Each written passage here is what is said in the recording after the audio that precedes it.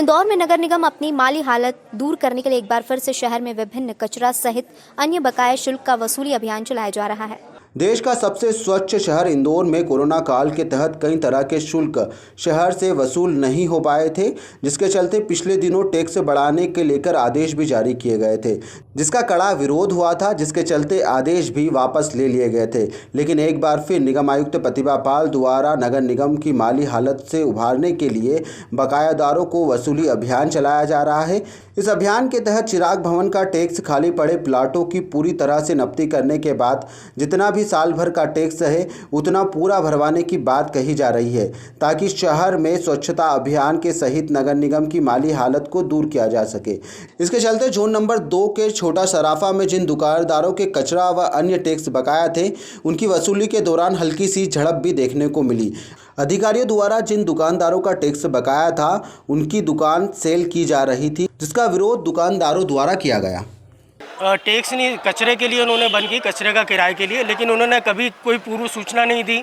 आज तक कभी कोई बिल नहीं दिया, बिना नोटिस दिए उन्होंने आज सुबह आके दुकानों को सील कर दिया।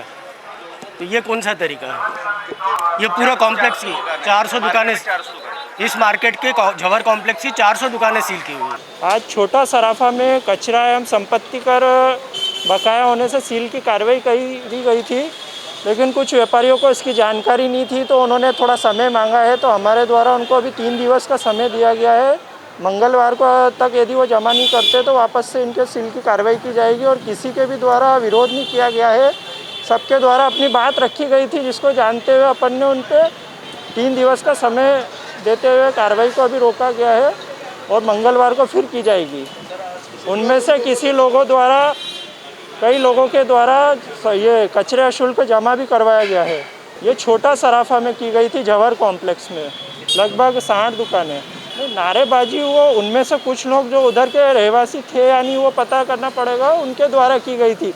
बाकी व्यापारियों का पूरा सहयोग मिला है, उन्होंने बात भी की है और वो आने वाले 2 दिनों में पूरा संपत्ति कर और कचरे का पैसा जमा कर देंगे। हाँ, मेरे द्वारा जो हमारा ग्रुप है, व्हाट्सएप ग्रुप, उस पर सूचना दे दी गई है। जो हमारा नगर निगम राजस्व ग्रुप है, उसमें हमारे द्वारा फ़ोटो और पूरी जानकारी दी गई है।